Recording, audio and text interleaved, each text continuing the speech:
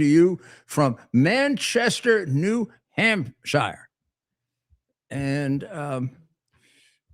we've got a weekend coming up that's going to include the first American-based World Cup games out in Los Angeles with our favorite team, of course, USA, a team that has a chance of doing quite well in the tournament, but also a team that has an outside chance of winning. France, Spain, a couple of others are the favorites. We are definitely an underdog for winning. We're probably pretty solidly placed to come out of our division, which I think we will. And we'll go over that in just a few minutes when we have Andrew Giuliani on, who was on the earliest show, part of it, and we'll play some of that and the rest. And he can explain it a lot better than I can for two reasons. He played soccer, I didn't. And number two, he is the director of security for the Department of Homeland Security effort to keep the World Cup safe, which is not the World Cup, the World Cups. There will be 78 games starting tonight in the United States. And each one of them is the equivalent singularly in terms of the crowd that shows up and the crowd that shows up in the city to celebrate, the equivalent of a Super Bowl in cities that have had Super Bowls, cities that haven't had Super Bowls, cities with very, very sophisticated and very intense law enforcement and a lot of experience with crowd control, and cities without. And his job and his staff, which is a really magnificent staff, of course, under the guidance of Secretary Mullen, is responsible for making sure nothing happens. And that's a tall order, because we live in a world in which whether they do something or not, they are, when I say they, I mean the various terrorist groups and then the individual crazy people. They're dying to do something, right? So we'll talk to them about that challenge. Speaking of intelligence and all of that, of course, there was quite a mix-up. The president put Pulte in the position of DNI. Now, originally, Ted, when he nominated Pulte,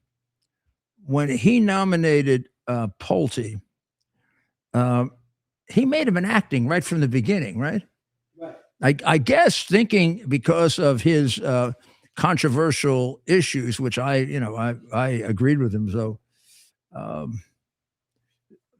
very hard for me to assess the controversy of his bringing cases against people where there was more than probable cause that they committed terrible crimes, but just because they're Democrats, they don't count. But in any event, he had to suffer the backlash of that. So he was put in as acting. So all along, the president was looking for someone else to do it. And he just selected an excellent choice, Jay Clayton, who was the United States attorney in my old job, the Southern District of New York, but also the head of the SEC at one point. And you say, oh, gee, what does that have to do with security? I would say after a few years as U.S. attorney in the Southern District of New York, you know as much about security as you're going to know, because a lot of it is learning on the job, because you got to learn the actual security that's available at one particular time.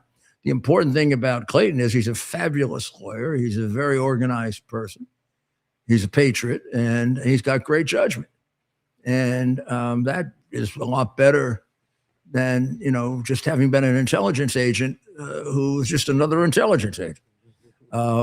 And I think that there's an excellent opportunity for Pulte to make some of the tough changes that have to be made before Jay takes over. And they need it. The intelligence community in this country watched as the Brennans and the Obama people destroyed American intelligence and made it into a creature of the Democratic Party, which is a horrible thing. and that has to be straightened out. And I can even see in the Trump administration a certain amount of questionable intelligence. I think that's going to come to an end because I think he's going to have somebody there who's on the same wavelength and is a thorough professional. Now, there has been a cost to it. Now, depending on your view here, I mean, there are MAGA Republicans that would say, particularly those with an isolationist bent, that this is a good thing. But the provision of FISA that allows for surveillance of foreign nationals without any kind of warning to them or based on a one-way warrant or affidavit, which is submitted to the court, but never submitted to the other side under any set of circumstances. So you are relying on the honesty and integrity of both the FBI agent and particularly the prosecutor, who is the one who writes up the warrant. And there are particular assistant U.S. attorneys and assistant attorneys general who are selected for this, or at least that's the way it was done when I was there and helped form this organization and selected the first three. The amount of lecturing you give to them and you take for yourself, because I was involved in some of these affidavits, is extensive about honor and telling the truth and being honest, and nobody's ever to get to review it.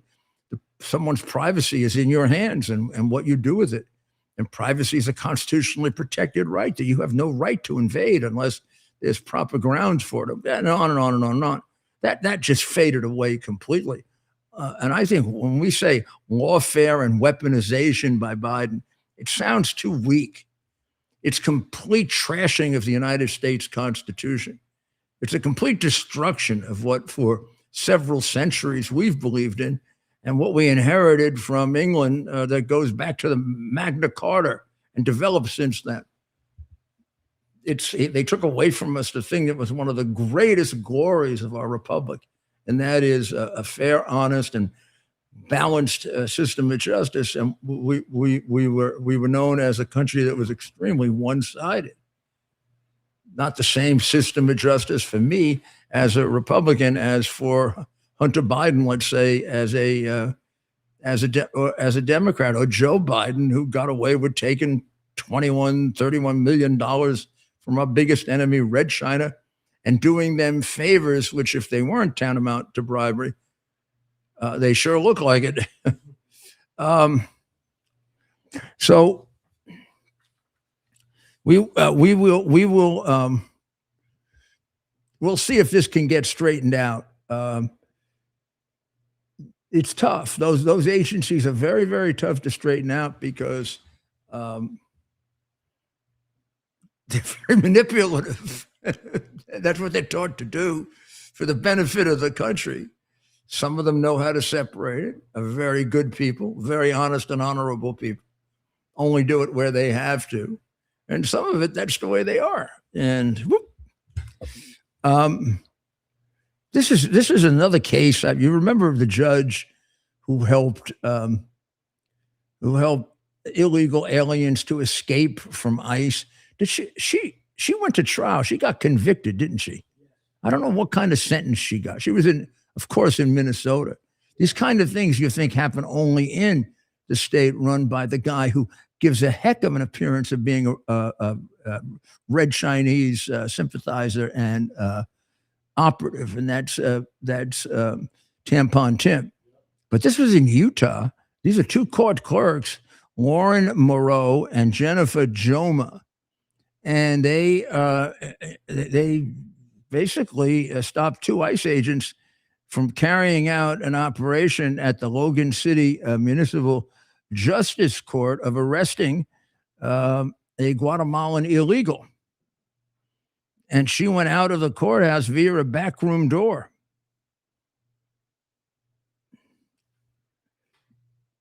They are now face charges, and we'll have to see what happens to them. but this, I mean, this, I don't know. I don't know enough about the motivation or how this came about, but whether this is, whether these are people who got money for this, whether these are people who are over the top activists for open border, illegal migration, destruction of the United States as we know it.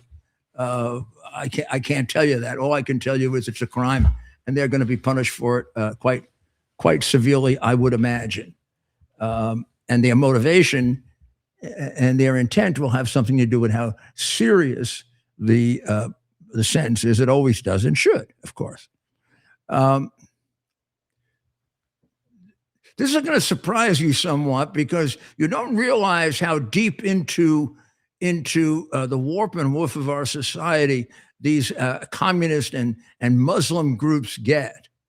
But they want to do what Obama set out to do when, unfortunately and tragically, Barack Hussein Obama was elected president of the United States. They say it in a way that is very general, and therefore it can escape real analysis. And here's what they say: we're going to change the United States. Now, that's, of course, a loaded phrase. When you say, I want to change the United States, please tell me how you want to change the United States. And what I suspected with Obama, but wouldn't believe until he was into his presidency, is he's got a playbook, and the playbook is a twofold play. It's a playbook with an addendum. The playbook is Karl Marx and Engels and their successors, including the revisions that were made from class division to racial division as a Marxist. But also, he also shares the similar anger or the same level of anger with a different twist of how he and his whole group were victims, and that is colonialization.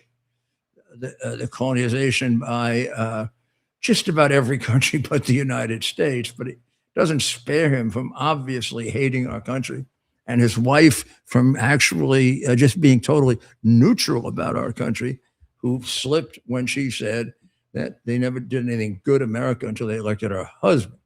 He, of course, demonstrated his hatred by very enthusiastically, even though at one point he was a Muslim, going to a Christian church, listening to the Reverend Wright curse America every weekend, just about in a sermon.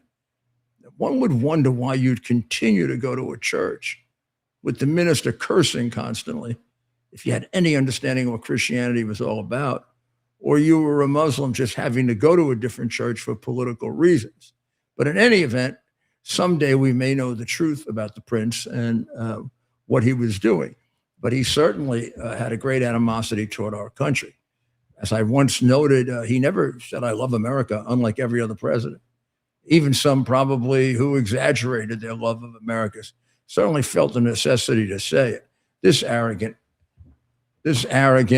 overrated prince didn't have the grace to do that. We have a group now called Block the Merger.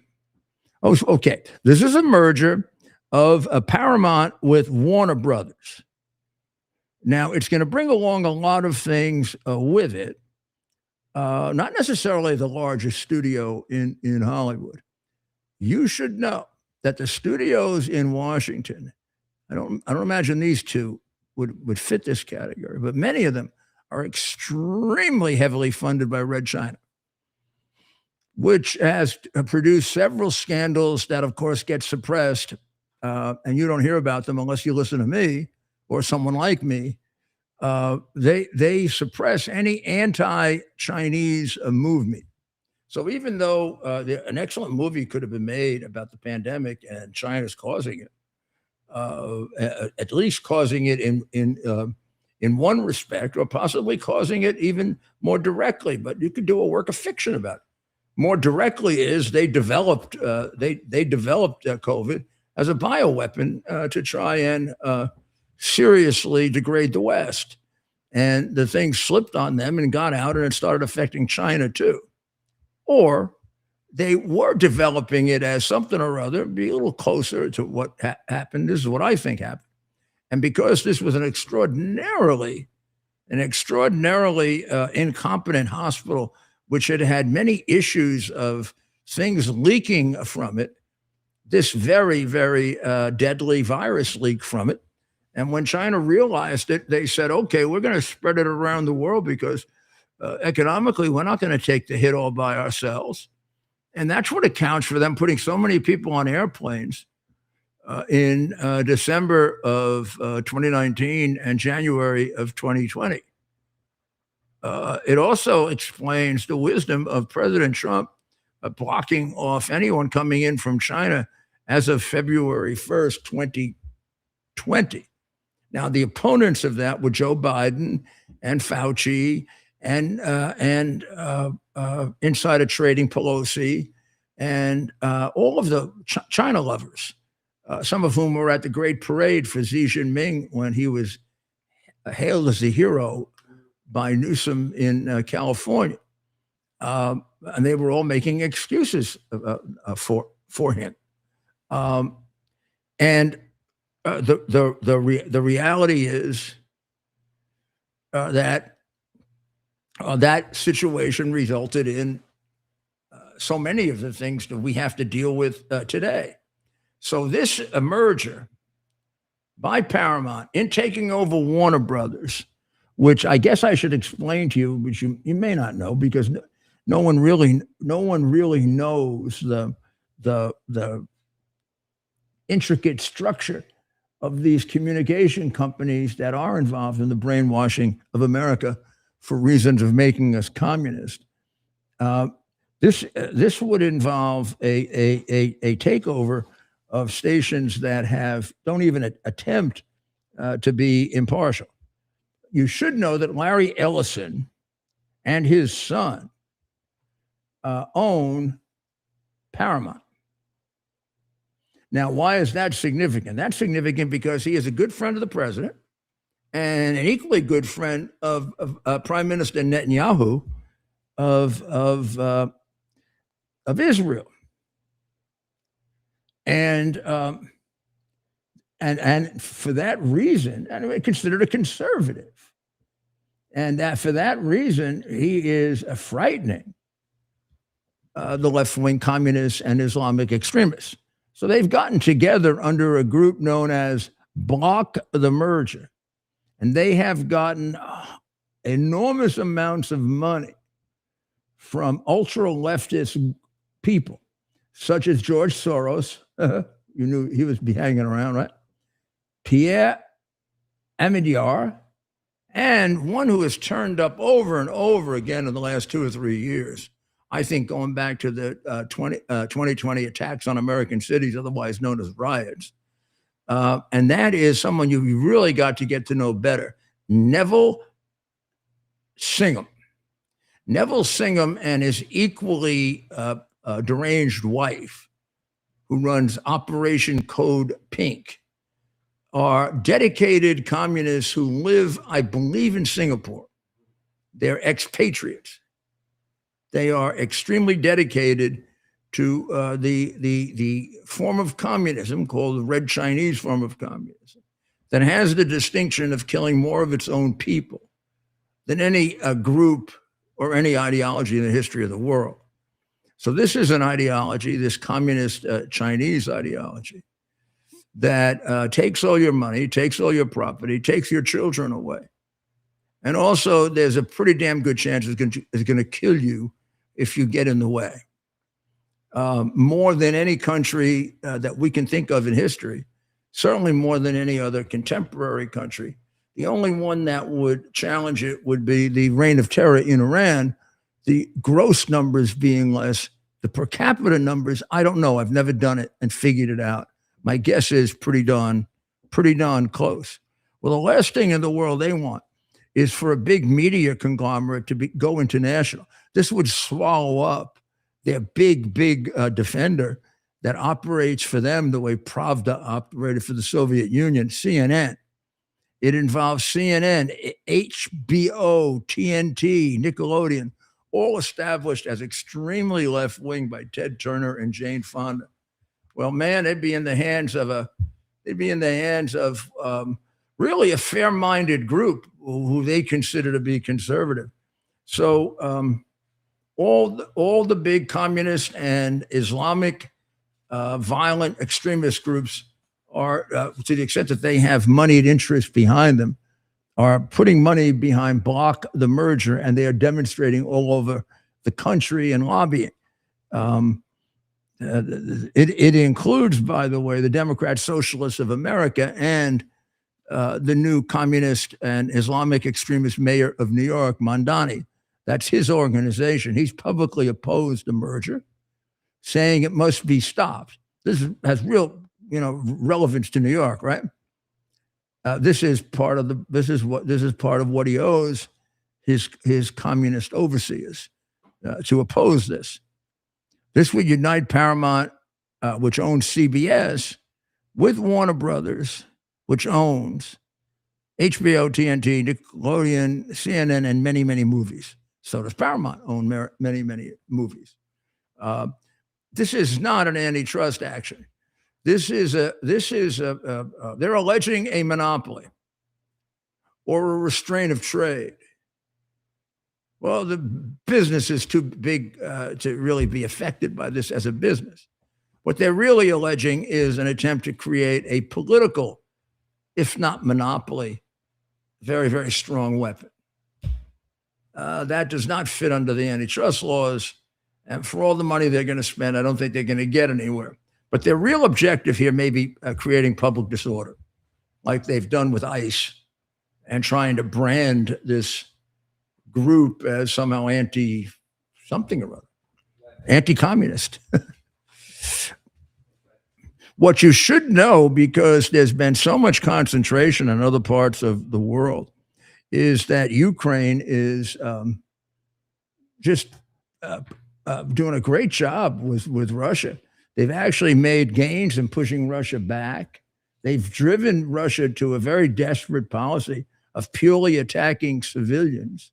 They're in a situation in which Putin has leaking out from a pretty tightly buttoned up Russia. The fact that oligarchs and others are opposing continuing the war, not seeing any purpose in it.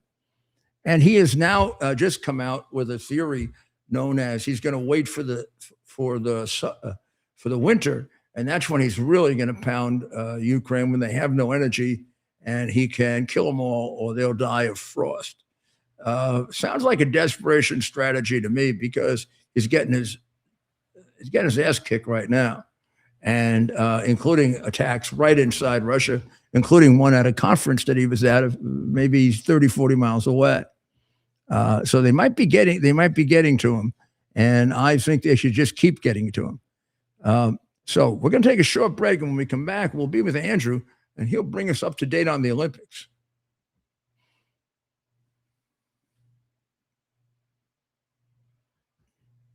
U.S. Army Major Scott Smiley paid a high price serving our nation. Scott was leading his platoon in Iraq when a blast sent shrapnel through his eyes, leaving him blind and temporarily paralyzed. Scott would become the first blind active duty military officer before medically retiring years later. Thanks to friends like you, the Tunnel to Towers Foundation gave Scott and his family a mortgage-free, specially adapted smart home. Show your support for America's heroes now. Donate $11 a month to Tunnel to Towers at T2T.org. Are you ready for some action? I'm ready for action. Get the Elite TV plan only through the portal. 218 channels, and it's only $69.95 a month. Wow. Including your free portal. That's cheaper than everyone else. Your favorite sports, movies, news, wow, even daytime dramas. We're talking about ESPN, OAN, Newsmax, wow, channels you can't get anymore in certain areas. Compared to the competition, this is a way better deal. Endless selection. Not to mention all the free music channels. There's over 700 premium and classic movies all ready to go. Wow. Plus, they got catch-up TV that allows you to go back and watch what you've missed or want to watch again. Cut your cable in half and get twice as much for free. Way more channels for half the cost. cost. After the first year, the subscription then drops to $57.95 monthly, where you change or upgrade anytime. Go to QUXNow.com and get yours today. Use promo code RUDY. Act fast. These deals are selling out. Here we are, pretty much at the beginning of the process here at this pristine, I call it a laboratory. It's not like a factory, it's like a hospital. This is the beginning of the process for roasting. Deep grain, very good quality. Most people don't use this quality. We deal with small farmers because we like to know who we're dealing with. They give us the highest quality, all organic, non-GMO. You should know all Arabica beans, no Robusto, all Arabica. They're gonna go into the roaster and it'll get roasted for about 20 minutes or so.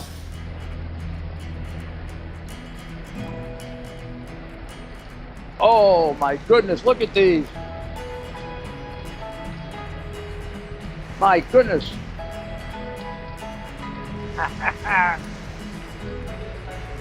You're going to want to specially order these.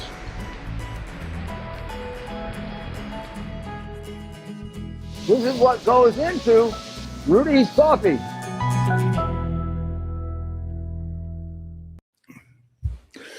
Welcome back to America's Mayor Live. Well, as we said, this evening there'll be the first United States game, and it'll be in Los Angeles, and then it's going to be quite a whirlwind heading toward the mid-July for the final, which will be at the Giant Jet Stadium in New York, and the semifinals will be, I assume, in the same stadium this is in Los Angeles, but in between, there'll be games in Kansas, there'll be games in Houston, there'll be games in Dallas, there'll be games in Seattle, there'll be games in Kansas City.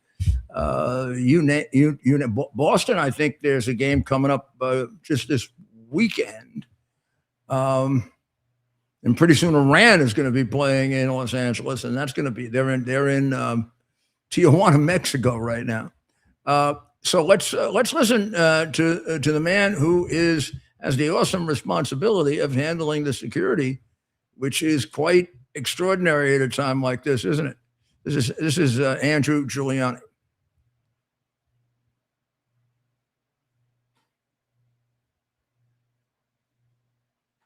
Well, it's going to be fascinating. So Yeah. there are 78 games. 78 games in the United States, 104 total games. So there'll be 2 tonight. 2 tonight. You'll have one in Toronto, and then tonight, right after, they didn't want to. They wanted to make sure that they did not end up having to go up against the ratings of Rudy Giuliani Live. So that way you wouldn't have the billions of people that they would take away from FIFA. So they're going to be going on right after we get done at 9 o'clock for the kickoff. We'll be And ready. I'm not telling you that there was any, insider deals that went on, from another Giuliani to FIFA. But sometimes even a massive organization like FIFA understands when they just can't top the great Rudolph W. Giuliani. Most times when I've watched soccer, I watch it with you and you explain it to me because you played soccer. I never played. Soccer to me is like what baseball must be to somebody from, I don't know, Africa or something. Yeah, I think you see that. Sometimes there's a penalty, sometimes there's not a penalty.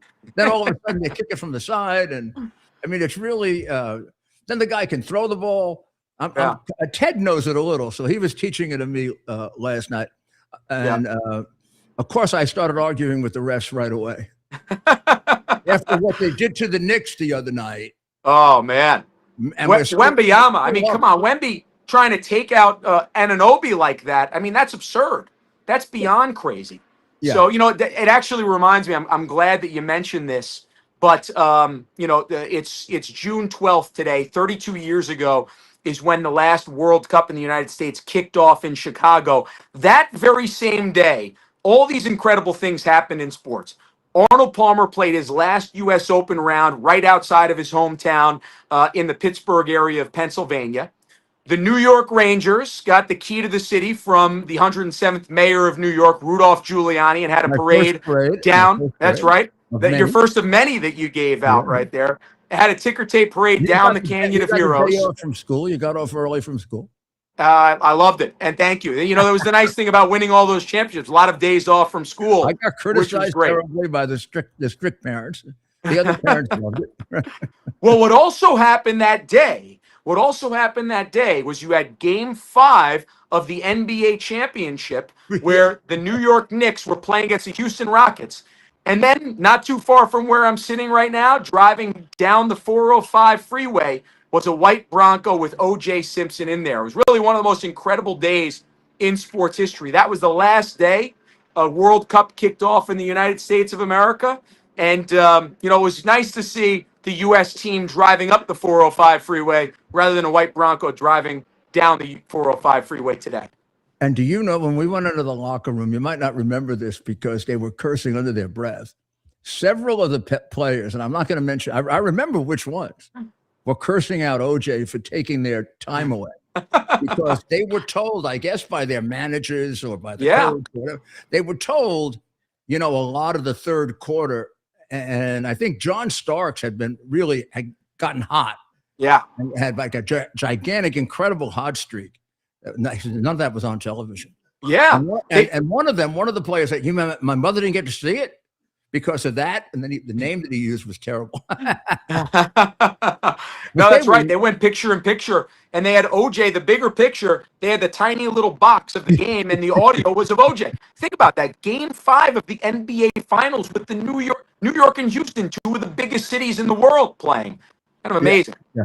Well, they are quite an incredible team, but that's going to be over with really it might be over with on Saturday. Well, I got to tell you, I hope so. Not just as a New York Knickerbocker fan, but also looking at Game 6 in Madison Square Garden. The reason being is there's going to be a France game, and they're one of the biggest fan bases that travel in the Meadowlands at 3 o'clock that day. The France will be letting out in Penn Station around the same time that Knick fans would be coming from Penn Station into Madison Square Garden, and that could be, you know, certainly something that we're tracking. But it would be, you know, one less variable that we'd rather not deal with. I'd much rather have the Knicks in 5. Did you say France? France, that's right. Wembayani's country. Exactly. Ooh. So Wow. yeah, no, it'll be it creates another variable that would be nice to not have to deal with. But if it's a variable out there, we'll deal with it. And how about the cooperation with the police? You know, one of the things I think most Americans don't know, and it always gets confusing whenever we have these chases or we have these natural disasters. New York has the great benefit of being 5 counties making up a city. And it's not really a city. It's a confederation of counties. And it has one police department with now 36,000. I had 41,000. Yeah. Everybody else, like Los Angeles, you've got about 30 police departments, two biggies. Yeah. The LAPD and the county sheriffs, and they're great, by the way. They're great departments. But a lot of places you have, I'm not going to call it chaotic law enforcement because they've brought it together, but you don't have one police department. And depending on how well they coordinate, you're going to have to help them a lot, or you're going to be in pretty good shape. So I don't want you to mention the different ones, but I bet it's up and down for you in terms of where you got a great grip and where you feel like, hey, we got a couple of holes here. Yeah, and you know what? That's really been one of the focuses very early on in the task force, is just seeing how the cooperation is. I think the good thing is, if you look at most of these cities like Los Angeles, like San Francisco, like New York, New Jersey, they've hosted Super Bowls before. So they understand that kind of task force model, if you will. The ones that haven't is a little unique too, right? Kansas City's never hosted a Super Bowl, even though they've hosted AFC championships. This is very different than that. Boston, Foxborough, same thing, very different than that. But there are different challenges with the stadium in Foxborough being over 30 miles away from downtown Boston. In some ways, that can actually make it a little easier because Foxborough PD has the stadium, even though Foxborough is smaller. Then we come in with other local law enforcement organizations, Mass State Police. Then you have the feds come in as well. Then Boston PD has the Fan Festival in downtown Boston. But it is very important that that communication and coordination is working well. We checked that out very early on. I think I was actually very pleasantly surprised in the beginning. Most were very good because of that. There were a few issues that we had to work out, and we did early on. We wanted to make sure we worked that out last year so we weren't doing it during this tournament. And I feel confident going in that the communication flow is happening. Look, as you know, for major events like this, what's really important is that we're able to deconflict all of the information that we're getting. So that way, if let's say a beat cop in Times Square is seeing something that we should know about, that also maybe a beat cop in Atlanta is seeing down by Centennial Park, we're getting that information and we're able to spot trends. We're able to bring intelligence in. So then that way we can ultimately get the information we need to down. And so that's really been, I think, the value of the task force in dealing with state and local law enforcement. So good luck. And now your team, you and your team have been preparing for this for, it seems to me, 15 months. Yeah, there's a 15 long months. Prep time that's gone into it. Yeah. And it does also seem to me that you've gotten very good cooperation. None of the political issues that have affected, let's say, immigration or other things seem to have rolled over into this. They seem to be willing to cooperate on this, the state and local law enforcement. Is that correct? Or has there been some that you shouldn't really share with me? Look, just like anything, there's always some politics involved. But I think it's one of those things where we've been able to really kind of, I don't want to say transcend politics, because there's actually a ton of politics in soccer when you think of this much money and certainly this much power on the around the world aligned. But I think having the backing of the 45th and 47th President of the United States, I think really helps in all this. And because you do have 11 different cities involved, let's say maybe different than the Olympics in 2 years, where it's specifically Los Angeles, and Oklahoma has certainly some events as well there, but specifically Los Angeles, it kind of takes the ability of maybe some of the governors, some of the mayors who, may have some political disagreements. It kind of cuts them at the knees there, so to speak. And it allows us to be able to work with law enforcement, which, even in some of these cities, right?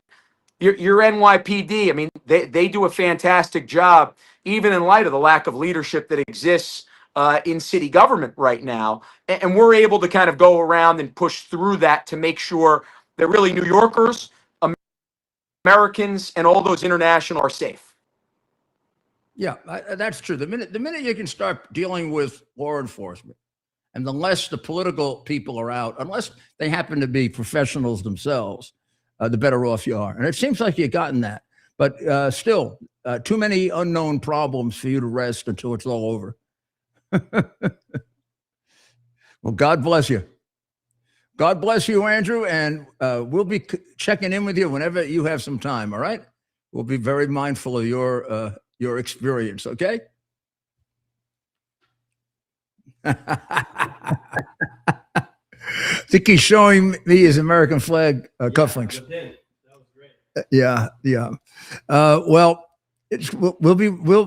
we'll be watching. Now you've got a choice in a few minutes, and here's my recommendation. Dr. Maria is going to be on with an excellent show, so I would watch that, and I'd put the other on delay, or however you do it nowadays. Can you tape it or video it? Yeah, I mean, I just put it on delay. You put one television on delay and you watch another, but maybe you have one. Okay, or you watch one on your. Sometimes I watch two at once. I put let's say Lindell TV on here, and then I watch the big screen. I go back and forth. Now I want you to look at this, because this is a very wise statement from one of our great intellects, towering intellects of the United States Congress. And I want you to examine this, and you'll get an idea of what a vicious racist she is, and how she has no concern for doing things that might help her own community in a situation that sometimes is a matter of life and death. Let's look at this comment. Okay, Ted, can we put this up? This is Jasmine Crockett. Let me read the quote. You see it. Black women live in fear and agony every single day. A fear and agony that the Metcalfs probably never spent a day living that way. So this is in the Post. And the Post answered by saying the Metcalf family lost their 17-year-old son, Austin, in a horrific murder by now 19-year-old Carmelo Anthony. Yet Crockett focuses on the hypothetical fears of imaginary black women. She's often accused of being brainless now as she prepares to leave office. Hooray. She's proving herself utterly heartless as well. She's also proving herself to be a damn liar and someone who, because of her position, is doing grave damage to her community by not addressing the real problem and by giving people a complete misunderstanding of how to address this, so that if you did address it, you'd be accused of being a racist, even though you'd be the one that were helping black people. Let me just go and get you the most recent federal crime data. An overwhelming majority of violent crime against black women, violent crimes against black women, are interracial. When they say overwhelming majority, that's an understatement. According to the FBI, in incidents where the offender's race is known, over 90% of black female homicide victims are killed by black men. That's roughly the same thing for violence. It's even higher for domestic violence. Black women are disproportionately impacted by homicide and are roughly 2.5 times more likely to be murdered by men compared to their white counterparts. In more than 9 in 10 homicides where a black woman is killed, the victim knew the offender. Studies show that upwards of 40 to 45% of black women will experience physical, sexual, or stalking violence by an intimate partner who's about 95% likely to be black, by the way, in their lifetimes. So the agony and the fear that they live in are black men. And if you want to reduce the agony and the fear that fellow or sister black women or sister black women to me, because I'm a human being, then you try to figure out what's going on with black men that makes them so much more prone to kill, beat, and engage in domestic violence against women. What is it? What's going on? It's not a generalized situation. It's a much more localized situation that needs a very, very specific approach. And this is what I did about crime that made people ask me, well, how did you ever reduce crime as much as you did? 80% murder, 70% something else, 90% auto theft. I studied it. I didn't approach, like if I wanted to reduce the crimes involved for black women, I didn't approach it by going after all groups of men and putting them in the cohort of what we've got to be looking at. I'd put it in the cohort of people that are the most likely to do it, which reduces your problem to one that you can solve, because now you know who to address and you know what the problems are. You do it the other way, and you just let more and more black people die. The way most members of Congress who are black have done now for 40, 50 years. All that money that went into the black poor communities, those poor communities are still poor. They still commit a lot of crime. The congressmen have left being millionaires. It's a horrible betrayal of their community. Horrible. And one that really makes you want to figure out how to educate better. Huh? Well, if you want to educate better, then please, please, please support choice in education, meaning vouchers, so that the money that goes into schools which now in New York City is 2.5 times per child what I put in, with results that are not even half as good. I mean, I'm not sure this is exactly right, but pretty much less than a majority of students can read and write at grade level. At history, they're like at a third. Science, they don't even know what it is. They are bound. A certain number of these children are bound for disaster. Now, you put them in a Catholic school, or you put them in a charter school, and the results become tremendously different. And the amount of money spent on the child in both of those schools is half of the amount of money spent in the public school. But you see, when they divide up the amount of money spent on the student, it's not spent on the student. The Catholic schools and the even much larger group of charter schools spend the money on the children because they're small entities without massive bureaucracy. They're made up of a leader, an administrator, a secretary, and teachers. The school system, the smallest number of the teachers. Every teacher wants to get out of teaching as soon as possible and be an administrator.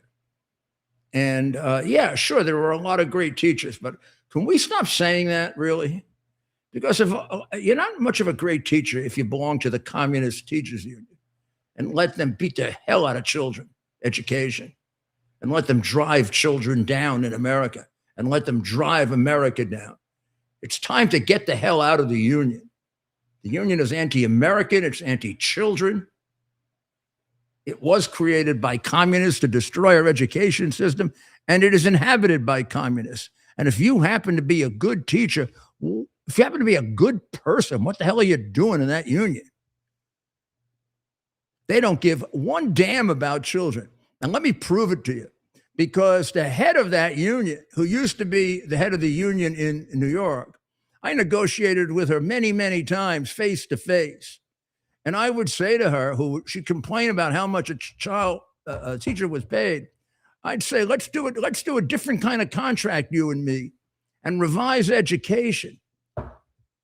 I'll pay you more money than you ever dreamed of for a teacher that's having superb results. I'll pay you a lot of money for a teacher that's having above average results. I'll pay you an average amount of money for a teacher that's having average results.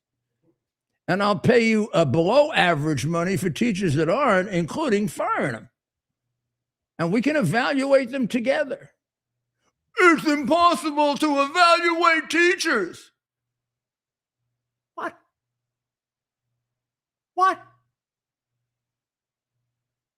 It's subjective. So is all evaluation.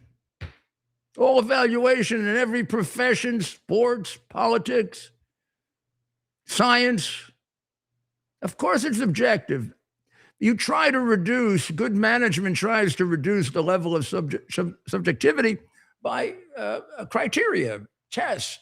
And you got a couple of good ones in teaching, right? So I did that in law enforcement and all throughout city government, which is why I made New York City, within 3 years, the best example of urban government in America, according to Time magazine, because I held it accountable. I found the criteria that should be used for teachers. I had it all worked out.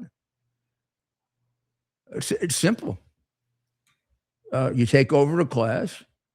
The kids all have scores at the state registers with regard to their performance in math and their performance in writing and their performance in. At the end of the year, did it improve? Did it stay the same, or did it decline? And then you can look at other things. I mean, how many graduated on to the next level? Let's do away with social graduation, which is if the kid can't really do the work of the fourth grade, what good are we doing? We're going to embarrass the kid if you hold him back? Well, what you're going to do is you're going to destroy his ability to learn if you don't get him at grade level. So he can deal with a little embarrassment and then get up to par in education. And those things have to be evaluated. How many teachers are How many teachers are particularly gifted? And maybe the public schools would hold on to the good teachers if they did that. Instead, if you're a good teacher, you're looking for somewhere else to teach. You don't want to work your backside off, have these incredible results that you're very proud of, and some bum next to you who shows up half the time and the class gets worse and worse and worse and worse and has never improved the class in his or her lifetime, gets the same amount of recognition and money that you do. That's a communist system. And that's what she is. She's a communist. And this is the biggest problem we face. And when you have creeps like this Crockett woman who says insanely stupid things like black women are afraid every day of what, white men? When 90% are black men and more than that, and 9 out of 10 of people they live with?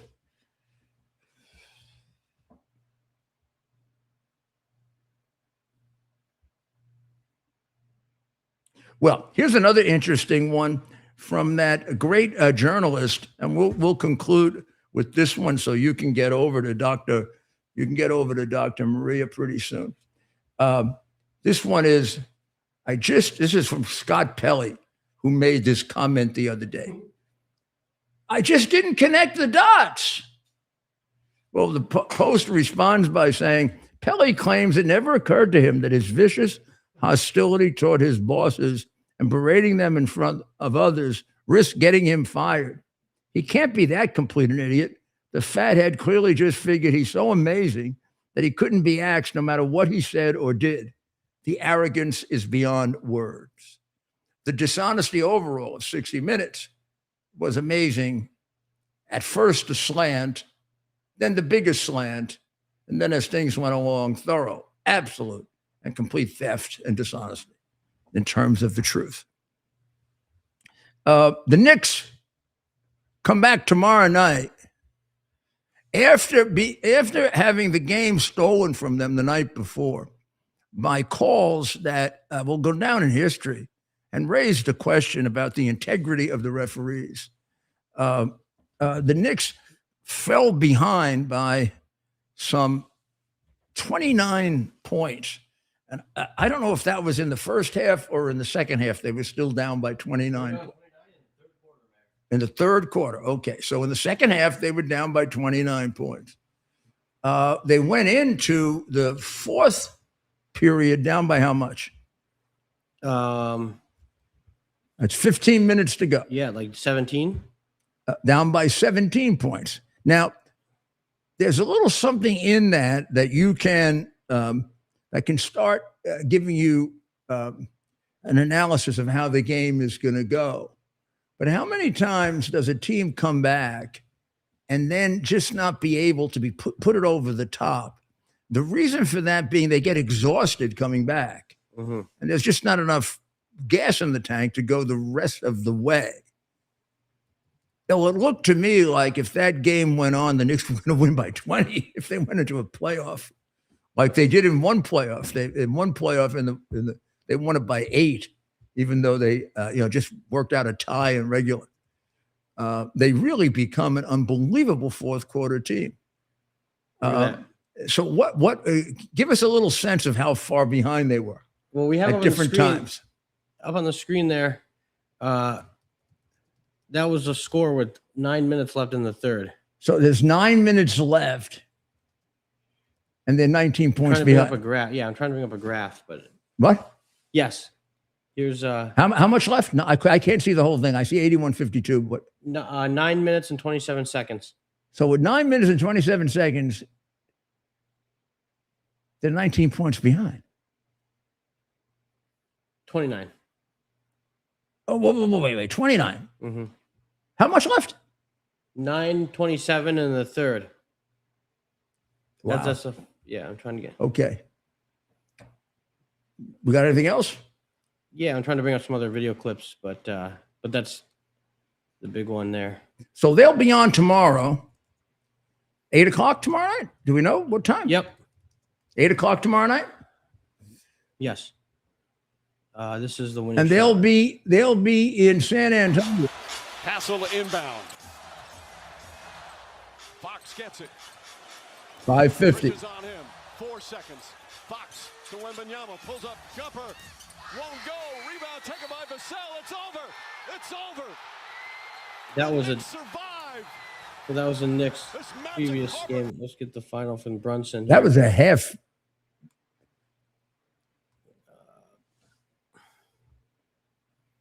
That was like a swing shot. That was amazing. Wasn't that amazing? The angle This was is the one everyone unbelievable. remembers from just the other night. Here's the winning shot from the other night after being down. Here we go. That was by Mbiyana, right?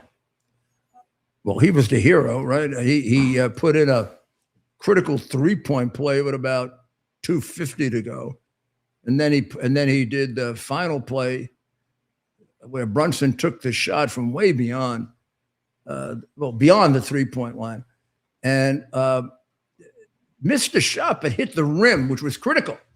The other thing critical about it, which was on purpose after he was interviewed, he took the shot with enough time left for somebody to put it in. Mm-hmm. Here's a game-winning shot right here. Well, now we're seeing the reaction to the fans, which is just as good, actually. You got see. This is why you got to love these people. You know, they were there for almost an hour. They didn't leave. It was like they were at a party that they were invited to. See how it hits the rim? By the way, there are 2 seconds left. If there weren't, this wouldn't count. Right.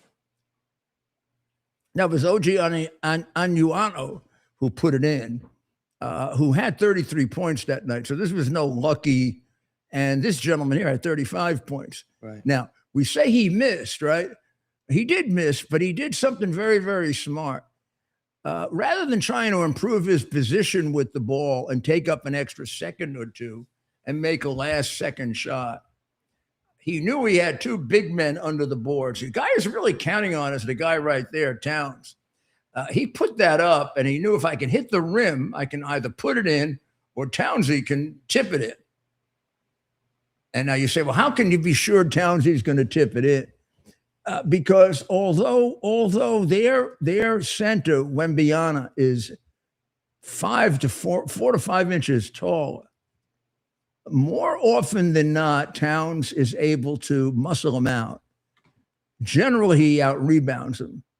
And on a play like that, he would have positioned himself to be in the right spot. It turns out that he wasn't in the right spot.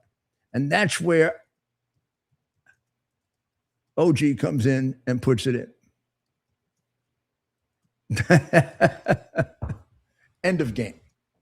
3-1 in games for the Knicks and going to San Antonio for a final game. Many New York fans wanting them to come back to New York, lose the game in San Antonio, and come back to New York and win. But you can't take that risk.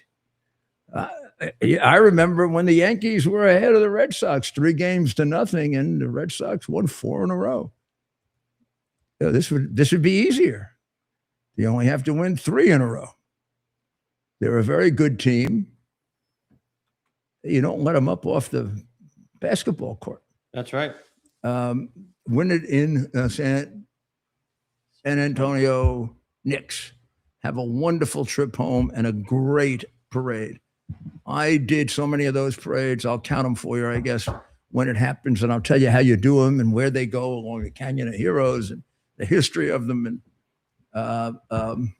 this will be the first one ever done by a communist lover of Muslim extremism. We'll have to see how it goes. Yes. So now we go over to see Dr. Maria. We put on the soccer game, and we can watch them simultaneously, or we can tape one and watch the other, whichever way you want to go. To me, soccer, with the low scoring and all, The whole hard. thing is a little hard. I did watch most of the one the other night. Let's see what happens. Yeah, we'll watch it. Where the U.S. is playing, and I can be doing this. They may get me for most of it. USA, USA, USA. Pray for Israel. Pray, please, please. Pray for the people of Ukraine, and the people of Iran.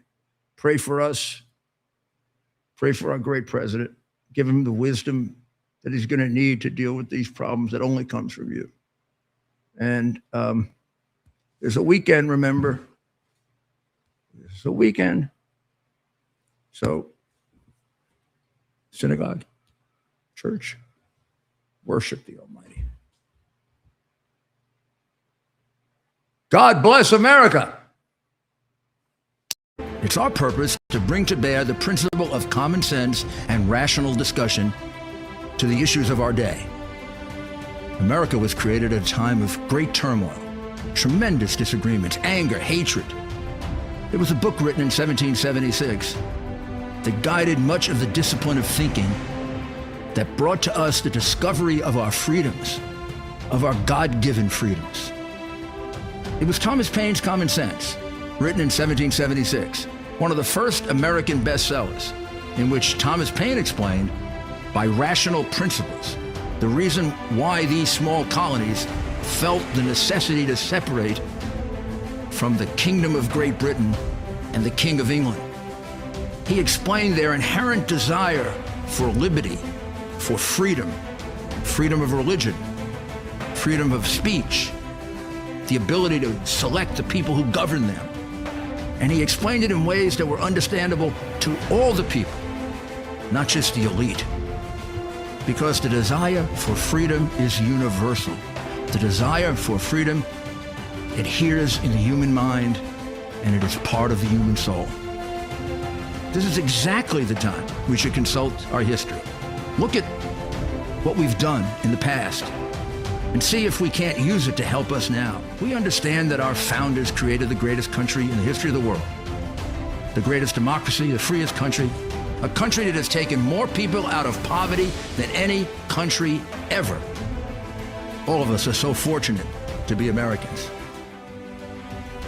But a great deal of the reason for America's constant ability to self-improve is because we're able to reason, we're able to talk, we're able to analyze.